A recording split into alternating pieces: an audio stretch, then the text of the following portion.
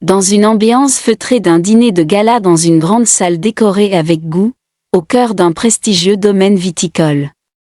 Musique douce, Antoine Beaumont, élégant costume, charisme naturel, est assis à une table d'honneur. Il est un peu distant, observant la scène. Lila Dubois, belle, allure digne en uniforme de serveuse, se déplace avec aisance. Le regard d'Antoine croise celui de Lila. Il est immédiatement frappé par sa beauté et son aura particulière. Antoine fait signe à Lila pour commander une boisson. Échange de quelques mots courtois. Antoine est visiblement charmé. Plus tard, Antoine s'approche discrètement de Lila, engageant une conversation plus personnelle. Il la complimente sur son travail et sa présence. Il l'invite à prendre un verre après son service. Antoine et Lila discutent sur une terrasse éclairée par des lanternes, dominant les vignes sous la nuit étoilée. L'atmosphère est romantique, leur connexion est palpable. Ils parlent de leur vie, de leurs rêves. Lila est réservée mais se laisse peu à peu aller. Antoine est sincèrement intéressé et respectueux. À la fin de la soirée, Antoine raccompagne Lila. Au moment de se séparer, Lila lui adresse un sourire énigmatique et plie les deux doigts, index et majeur, de sa main droite, un geste discret mais significatif. Antoine le remarque, intrigué. Brève scène de rencontre entre Antoine et Lila au cours des semaines suivantes. Ils partagent des moments privilégiés, promenades dans les vignes, dîners intimes, discussions animées. À chaque séparation, Lila effectue le même signe de main. L'intrigue d'Antoine grandit. Il essaie subtilement de comprendre la signification, mais Lila reste évasive, parlant d'une tradition familiale de protection. Antoine est de plus en plus attaché à Lila. Il prolonge son séjour en province plus longtemps que prévu. À l'intérieur de la chambre de Lila, quelques semaines après le départ d'Antoine. La lumière tamisée, la pièce est simple mais propre. Lila est assise sur le bord de son lit, un test de grossesse positif à la main. Ses yeux sont écarquillés, fixant le résultat avec incrédulité, puis une panique silencieuse. Elle porte une expression de détresse.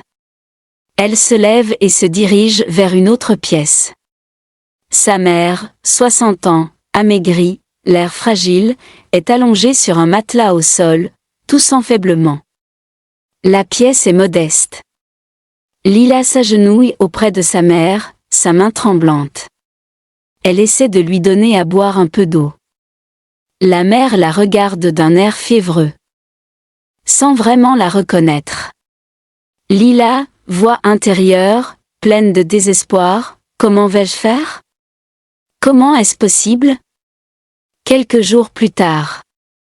Lila a l'air épuisée. Elle discute avec une voisine ou une tante âgée, qui la regarde avec compassion. Nelly la voisine dit, « Tu dois te reposer, ma fille. Ta mère a besoin de toi forte. » Lila hoche la tête, mais son regard trahit une profonde inquiétude. Quelques semaines passent. Lila est de plus en plus mal. Sa mère, déjà affaiblie par sa maladie chronique, remarque la pâleur de sa fille. Sa mère à voix faible, lucide par intermittence, « Lila, tu ne vas pas bien. Qu'est-ce qui t'arrive ?» Et Lila essaie de cacher la vérité. Mais sa mère insiste.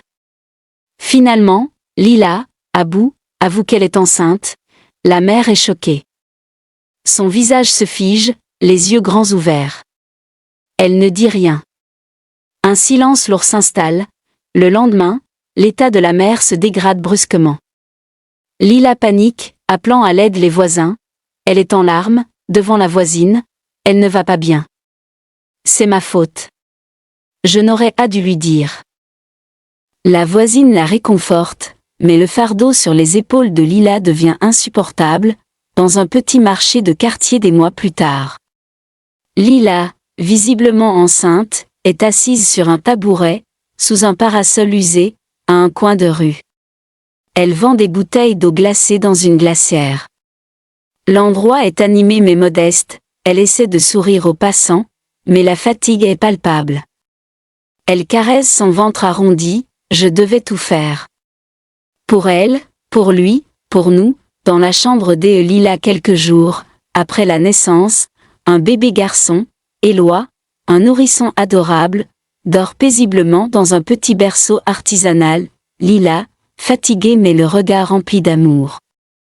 Veille sur lui. Sa mère est toujours allongée, son état est stable mais elle reste très faible. Lila jongle entre les biberons, les couches, les médicaments de sa mère et les tâches ménagères.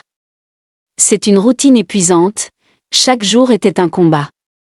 Mais chaque sourire d'Éloi, chaque souffle de ma mère, me donnait la force de continuer. Lila est assise à une vieille table en bois. Le petit Éloi gigote sur une natte à ses pieds. Lila a son téléphone portable. Elle hésite longuement, les doigts suspendus au-dessus du clavier. Elle repense à Antoine, elle compose le mail, annonçant la naissance d'Éloi. Ses mains tremblent légèrement. Elle joint une photo d'Éloi. Elle relit le message, puis, avec une inspiration profonde, appuie sur « Envoyer ». Elle pose le téléphone, le regard vide et un soupir lourd, Antoine reçoit l'email. Surprise, choc, puis une profonde émotion se dessine sur son visage. Il est interloqué et ne sait comment réagir, série de courtes scènes alternées, Antoine, on le voit diriger des réunions, voyager, gérer ses affaires avec succès. Cependant, des moments de solitude le montrent pensif, parfois un peu distant, une ombre de regret ou de mélancolie dans les yeux. Il est toujours élancé et barbu. Lila et Éloi, la vie de Lila est un combat quotidien mais empli d'amour.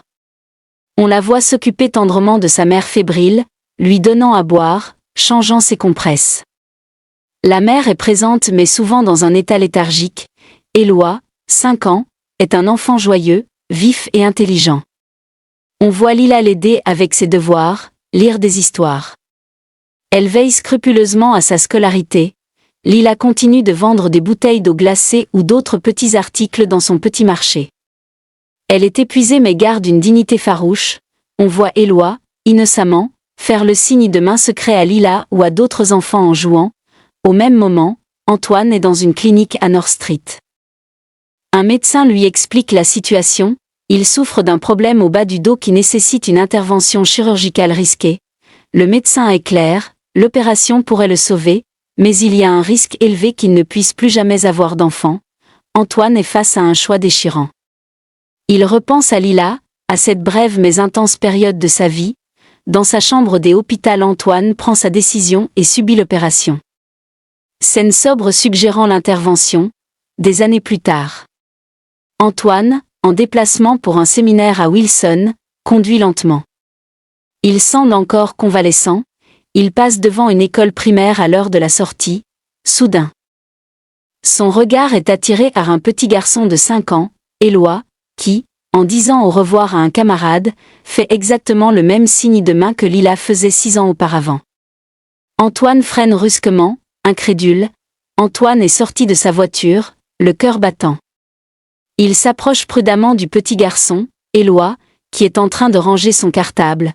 Antoine, d'une voix douce mais tremblante, les yeux rivés sur le signe de main qu'Éloi vient de faire, « Bonjour mon petit. Dis-moi, où as-tu appris à faire ce signe avec tes doigts? Celui que tu viens de faire ?» Éloi le regarde, un peu timide, mais sans méfiance. Il refait le signe pour montrer. « Éloi, c'est maman qui me l'a appris. C'est un signe de protection pour la famille, pour que personne ne nous fasse de mal. » Antoine est frappé comme par la foudre. Une onde de choc le traverse. Ce sont les mots exacts de Lila. Des flashbacks rapides et désordonnés l'assaillent, un flashback, Lila lui faisant le signe sur la terrasse du domaine, son sourire énigmatique, et le médecin dans la clinique, l'air grave, expliquant la chirurgie et la stérilité. Il a du mal à contenir son émotion. Un flou se crée dans sa tête entre ce qu'il a vécu et cette réalité bouleversante. Il sent une montée d'adrénaline. Un mélange d'espoir fou et de regret immense. Il se rappelle vaguement d'un message qu'il n'avait pas bien lu. Et qui parlait de bébé ou un truc comme ça. Antoine s'approcha, voix plus assurée, presque suppliante, c'est un très beau signe. Dis-moi petit, où tu habites? Où est ta maman? Je voudrais la saluer. Éloi, innocent, pointe du doigt une femme plus loin qui se dirige vers la sortie, elle est là. Mais Madame Viviane, l'enseignante, dit qu'il ne faut pas dire où on habite aux inconnus, l'enseignante dans les 40 ans très attentive. Observant la scène de loin, s'approche. Elle a un air bienveillant mais ferme, bonjour monsieur. Toi, rentre maintenant. Tout va bien? Elle regarde Antoine avec une certaine prudence. Oui, madame. J'étais juste intéressée par le signe de la main du petit. Il est très mignon. Cela me rappelle des vagues souvenirs. Madame Viviane se retourna et dit, c'est une tradition familiale. Mais je dois m'assurer de la sécurité de mes élèves. Je ne peux pas vous donner d'informations personnelles sur les familles de mes élèves. Antoine comprend qu'il ne pourra pas obtenir l'adresse facilement. Il s'incline, frustré mais respectueux. Pendant quelques jours, Antoine revient discrètement à l'école, chaque jour après la sortie des classes. Il observe Éloi, attend, et lui offre de petits cadeaux discrets, un livre, une petite voiture, un sachet de bonbons. Il essaie d'établir un contact, espérant que Lila apparaisse. Éloi est ravi des cadeaux et raconte tout à sa mère. Lila, de plus en plus inquiète des cadeaux mystérieux qu'Éloi ramène, se pose des questions. Elle sent une présence inhabituelle autour de l'école. Elle dit à sa mère, et à la voisine, Éloi reçoit des cadeaux étranges à l'école. Des choses trop chères. Je n'aime pas ça. Elle décide de venir plus tôt que d'habitude pour la sortie des classes. Elle arrive juste à temps pour voir la voiture luxueuse d'Antoine s'éloigner rapidement de l'école. Elle ne le voit pas distinctement, juste le véhicule. Elle fronce les sourcils, intriguée et un peu alarmée, elle interroge l'enseignante sur la voiture. L'enseignante, mal à l'aise, confirme qu'un homme, très distingué, s'intéresse à Éloi, mais qu'elle a refusé de donner des informations. Lila, pensive, un homme riche, qui s'intéresse à Éloi.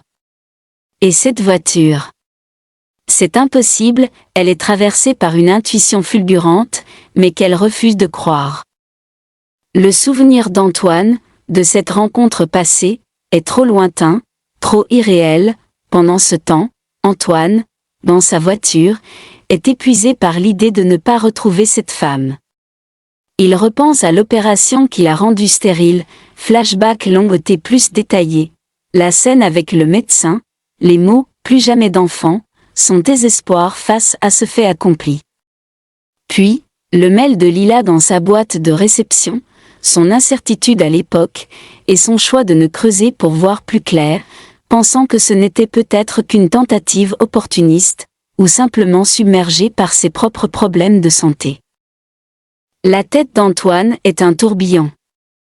Le signe de main, le mail, son impossibilité d'avoir des enfants, et maintenant ce garçon. C'est un puzzle chaotique qui commence à prendre sens, mais qui le submerge. Antoine, tourmenté par les indices, décide de mobiliser ses ressources. Il passe quelques appels, sa voix grave, pleine de détermination, « J'ai besoin de discrétion. » Un enfant, 5 ans, il fréquente telle école à Saint-François. Il fait un signe particulier avec la main. Suivez-le. Je veux savoir où il vit, qui est sa mère. Et faites-le avec la plus grande discrétion. Quelques jours plus tard, une armada d'agents discrets est déployée. Ils se fondent dans le décor de Saint-François. Observant l'école, le trajet d'Éloi. Ils le suivent après les cours. L'un d'eux, à distance, filme discrètement. La caméra suit Éloi alors qu'il quitte l'école, saluant ses amis avec le signe de main. Il emprunte une petite ruelle poussiéreuse, s'éloignant peu à peu des habitations plus denses. La verdure se fait plus rare, le sol devient terreux. Finalement, il arrive devant une modeste cabane isolée. construite avec des matériaux de récupération, mais propres et entretenus. Le contraste avec l'image du domaine d'Antoine est saisissant, c'est une pauvreté absolue. Éloi ouvre la porte. À l'intérieur, on aperçoit brièvement une femme brune d'environ 25 ans, une voisine ou une jeune parente aidant à la garde, qui referme la porte derrière lui. L'agent prend note, photographie discrètement, plus tard, compte rendu à Antoine. L'agent lui montre les photos et la vidéo. Antoine regarde la vidéo d'Éloi, son cœur serré. La cabane, la pauvreté. Son regard se pose sur la femme brune qui a ouvert la porte. Il la dévisage, mais ne la reconnaît pas comme Lila, à cause de la jeunesse et de la fatigue de la femme, ainsi que de l'absence du foulard de Lila. À voix grave, à l'agent, très bien. Merci. Je vais y aller moi-même. La porte s'ouvre complètement. Éloi le regarde avec un grand sourire. Antoine voit l'intérieur, la pièce unique, le matelas au sol.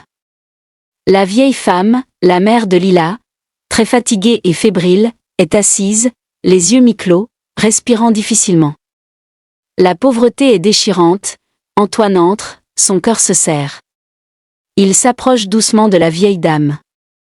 Il sort un mouchoir impeccable de sa poche et lui essuie délicatement la sueur du front. C'est un geste d'une tendresse inattendue. Antoine, madame. Vous avez de la fièvre. Est-ce que ça va? Vieille femme, voix faible, ouvre les yeux, un peu surprise par cette gentillesse. Qui êtes-vous, monsieur? Je suis Antoine. J'ai vu votre petit-fils à l'école. Il fait un signe de main très spécial. C'est ça qui m'a attiré ici. Où est sa mère? La vieille femme, avec un effort. Lila. Elle est partie vendre de l'eau au marché. Pour les médicaments, Antoine ferme les yeux, un gémissement à peine audible lui échappe. Il se tient la tête entre les mains. L'image des Hélios joyeux à l'école, resplendissant, contraste violemment avec cette réalité. Sa mère vend de l'eau. La culpabilité le submerge. Tous ces flashs du mail, du médecin, de son impuissance à avoir un enfant, convergent vers cet instant. Antoine, voix étranglée par l'émotion, votre fille vend de l'eau, Seigneur. Je repasserai la voir après-demain. Il se relève, les yeux embués. Il dépose sur une petite table les cadeaux, des jouets pour Éloi, des provisions, et discrètement, glisse une enveloppe épaisse sous un tissu. Il s'apprête à partir, mais la vieille femme le retient par la main. La vieille femme, voix à peine audible, mais avec une lueur dans les yeux, monsieur. Revenez. Je vous dirai le secret, des doigts croisés, Antoine la regarde, le souffle coupé, puis quitte la cabane, le visage transformé par l'émotion et la révélation qui se profile. 3 jours passés, le soleil de l'après-midi inonde la petite clairière. La chaleur est écrasante. Devant la cabane modeste, Lila, en tenue simple, les cheveux tirés, la fatigue creusant son visage, s'apprête à partir pour le marché. Elle soulève un bassin d'eau rempli de bouteilles d'eau glacée, peinant visiblement sous le poids. Au même instant, la voiture de luxe d'Antoine se gare un peu plus loin. Antoine grand, élégant en costume clair, mais visiblement préoccupé, en sort. Il ne prête pas attention à Lila, trop absorbé par ses pensées et le chemin vers la cabane. Il ne la reconnaît pas, son esprit encore dans le flou de ses révélations d'intérieur, alors qu'Antoine s'apprête à frapper à la porte. Éloi, souriant, insouciant, déboule de la cabane. Il court vers Antoine, les bras ouverts, un grand sourire aux lèvres, et « Mon ami de la grande voiture. Tu es revenu ?» Antoine est surpris, il s'agenouille pour le prendre dans ses bras. C'est à ce moment précis qu'Éloi lève son petit bras et pointe Lila, qui s'est arrêtée, le bassin toujours en main, les yeux écarquillés. « Maman. C'est mon ami, il est revenu. » Antoine se retourne brusquement, suivant le regard d'Éloi. Il voit Lila. Son cerveau lutte pour faire le lien. Ce visage tiré par la fatigue, ses mains calleuses, ce bassin lourd. Est-ce possible? Leurs regards se fixent. Un choc silencieux. La reconnaissance est mutuelle, mais elle est teintée de surprise, de douleur, et d'une gêne palpable. Ils ont tous les deux changé. Lila est marquée par les épreuves, Antoine par le poids du remords et la découverte de sa paternité. C'est Antoine, le premier à briser le silence, sa voix rauque, emplie d'incrédulité et de remords. Lila. C'est toi. Tu as dû traverser tant d'épreuves. Tu habites ici, il regarde autour de lui, la pauvreté crue de l'endroit le frappe de plein fouet. Ses propres paroles le remplissent de honte. Antoine, la voix tremblante, Je suis tellement désolée. Lila laisse tomber le bassin lourd à ses pieds avec un bruit sourd. Elle ne répond pas par des mots, mais son visage se convulse. Des sanglots incontrôlables la secouent. Les larmes coulent, libérant des années de souffrance, de lutte, de sacrifice silencieux. Antoine reste là, impuissant. Le cœur serré, Lila, entre deux sanglots, sa voix brisée par la colère et la douleur. Donc c'est toi l'homme de la grande voiture. Désolé? Désolé. Tu as causé un tort immense à ma famille. J'étais la seule bachelière de ma famille, mon père est décédé juste après, ma mère, sous le choc de cette grossesse d'un inconnu, s'est effondrée. Elle ne s'est jamais relevée. Tu as gâché mon avenir, et celui de ma famille. Antoine recule d'un pas, l'air abattu, son visage pâlit sous le choc des accusations, chaque mot est un coup de poignard. Il défait sa cravate, la respiration saccadée. Il se tient là, debout, sous le chaud soleil qui tape fort, la transpiration perle sur son front pendant une bonne vingtaine de secondes qui semblent une éternité. La culpabilité est une chape de plomb, Éloi, percevant la tension, mais ne la comprenant pas, s'approche d'Antoine. Son innocence est un rayon de lumière. Il tend à Antoine un petit verre d'eau qu'il a ramené de la cabane. Il lui tient la main, mon ami. Tu as chaud. Viens dedans, Éloi prend la main d'Antoine. Le milliardaire regarde la petite main tendue, puis le visage innocent d'Éloi. Il s'accroche à ce geste simple comme à une bouée. Éloi le tire doucement vers la cabane. Antoine le suit, ils entrent dans la cabane. L'intérieur est sombre, mais on entend des soupirs faibles venant de la mère de Lila. Le spectacle de la pauvreté est encore plus frappant de l'intérieur, Lila ne le regarde pas. Elle est toujours en train de s'essuyer les larmes, le dos tourné. Lila, voix rauque, sans le regarder, assieds-toi. Antoine décline la chaise, s'agenouille directement à côté de la vieille femme. La mère de Lila. Il la serre tendrement dans ses bras, les larmes lui montent aux yeux. Maman, je suis tellement désolée.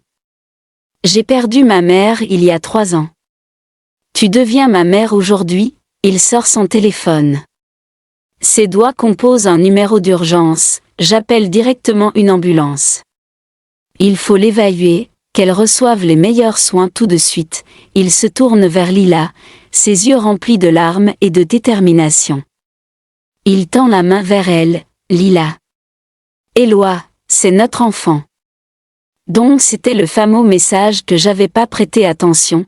Lila le regarde enfin, les yeux encore rouges, mais avec une lueur d'espoir fragile, oui. Antoine la serre fort contre lui. Un mélange de soulagement et de regret. Il ne la hache pas, je vais réparer cette erreur. Ta mère va guérir. Tu ne vendras plus d'eau ou quoi que ce soit au marché. Tu viens de dire adieu à la souffrance. Notre enfant, notre Éloi, sera dans les meilleures écoles. Je vous le promets. Antoine tient Lila et Éloi dans ses bras, formant une étreinte qui est à la fois une promesse et le début d'une nouvelle vie, bâtie sur les ruines du passé. La vieille femme tousse doucement, un signe de vie, comme un présage d'espoir.